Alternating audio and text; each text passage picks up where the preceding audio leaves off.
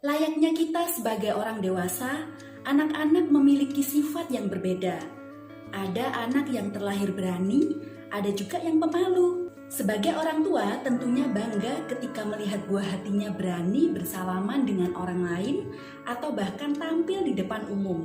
Oleh karena itu, tidak jarang orang tua membandingkan anaknya dengan anak lain yang lebih berani. Namun, apakah ini cara yang tepat?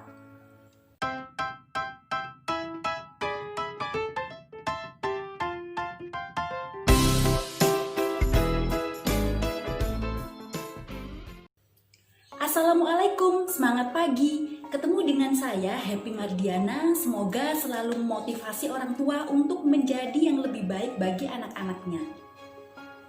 Mam, salah satu kebanggaan orang tua adalah ketika anaknya berani tampil di depan umum.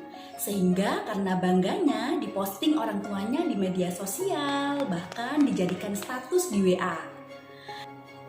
Nah, sesuai topik saya hari ini, saya ingin berbagi tentang cara melatih kepercayaan diri untuk anak yang tepat. Makanya simak video saya sampai selesai supaya moms bisa menerapkan ke anak dengan cara yang tepat. Tapi sebelum menonton video ini, silahkan klik tombol subscribe serta lonceng yang ada di sampingnya supaya moms tidak ketinggalan video-video berikutnya. I'll be back.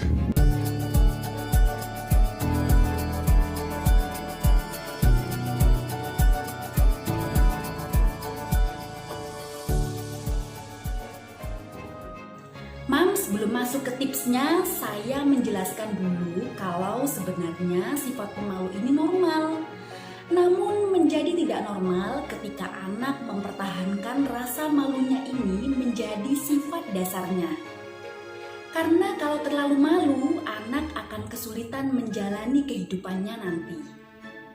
Salah satu kesulitan yang paling sering dihadapi anak adalah ketika tampil di depan umum. Saya masih sering melihat orang tua di luar sana membandingkan anaknya dengan anak yang lain. Bahkan ada juga yang mengatakan anaknya penakut sampai-sampai anak jadi minder. Mams, membandingkan anak dengan anak yang lain itu menyakitkan loh. Dan tentu saja hal ini tidak tepat. Karena bisa menjadikan pengalaman yang kurang menyenangkan seumur hidup anak. Berikut cara melatih kepercayaan diri anak. Yang pertama, beri motivasi ke anak. Mams, anak-anak kita diberi Tuhan potensi yang luar biasa. Kita kadang kurang menyadari jika dalam satu bidang anak terlihat kurang mampu, namun di bidang yang lain dia diberi kelebihan. Mams bisa memberi anak motivasi, namun bukan memaksa ya Mams. Misalnya mengatakan kalau anak hebat dan selalu mendukung agar anak tampil percaya diri. Kedua, selalu beri pujian ke anak setiap anak melakukan hal positif. Meskipun itu hal-hal kecil, misalnya anak berani berkenalan dengan anak yang lain. Puji dia Mams, ini akan membangkitkan kepercayaan diri anak. Tapi ingat Mams perlu melakukannya berkali-kali supaya terbentuk rasa percaya diri dalam diri. Tidak ada salahnya kan Mams memberi pujian ke anak sendiri. Justru dengan ini anak menjadi bersemangat melakukannya lagi, bahkan lebih baik dari apa yang sudah dia lakukan. Yang ketiga, jangan memberikan label pemalu pada anak. Nah Mams, sifat pemalu bisa saja didapatkan dari label yang terlalu sering diberikan oleh orang tua. Saya sendiri pernah melihat orang tua marah, bahkan mengatakan di depan orang lain kalau anaknya tidak berani, anaknya pemalu, tidak seperti si A yang berani dan sebagainya. Hati-hati ya Mams kalau berbicara, karena label yang negatif ini akan selalu terekam di otak anak. Why so serious? Dan anak bisa minder bahkan seumur hidup dia kalau dilabeli seperti ini. Makanya Mams, penting banget ya berkata positif seperti di video-video saya sebelumnya. Kalau misalnya pada saat itu anak tidak berani tampil atau malu ketika bertemu dengan orang lain, itu hal yang wajar Mams. Tidak perlu saat itu juga Mams melabeli anak pemalu. Mams bisa misalnya mengatakan ke anak seperti ini. Adik kan anak hebat, anak baik. Ayo sayang, sini salim sama om dan tante. Dan misal pada saat itu anak belum mau, ya tidak apa-apa Mams. Mams gak perlu pusing akan hal ini. Nah, ketika quality time dengan anak, Mams bisa memberikan anak penjelasan dan motivasi lagi seperti di langkah yang pertama. Terus berulang-ulang seperti itu Mams.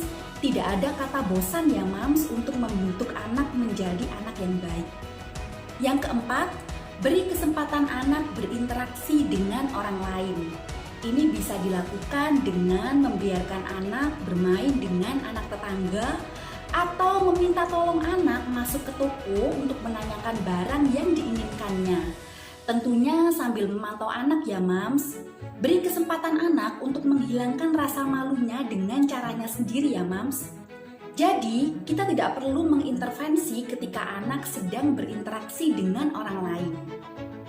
Kelima, Mams bisa libatkan anak di kegiatan yang disukai anak.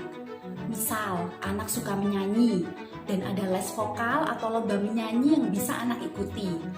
Mams bisa memberitahukan ke anak dan memberi dukungan ke anak untuk mengikutinya dengan mengatakan misalnya, suara adek kalau mama dengar merdu kalau menyanyi. Ini ada lomba nyanyi loh dek, adek mau mama daftarkan. Kalau pada saat itu anak belum mau, ingat, Mams tidak perlu memaksakan ya. Nah, itu tadi Mams sharing dari saya, bisa Mams praktekin ke anak. Semoga membawa hasil ya Mams dengan kesabaran dan ketelatenan kita menghadapi anak-anak yang pastinya anak yang satu dengan anak yang lain itu berbeda. Jika menurut Mams video ini berguna, bantu saya untuk mengembangkannya dengan subscribe, like, komen, dan share. Terima kasih. Wassalamualaikum warahmatullahi wabarakatuh.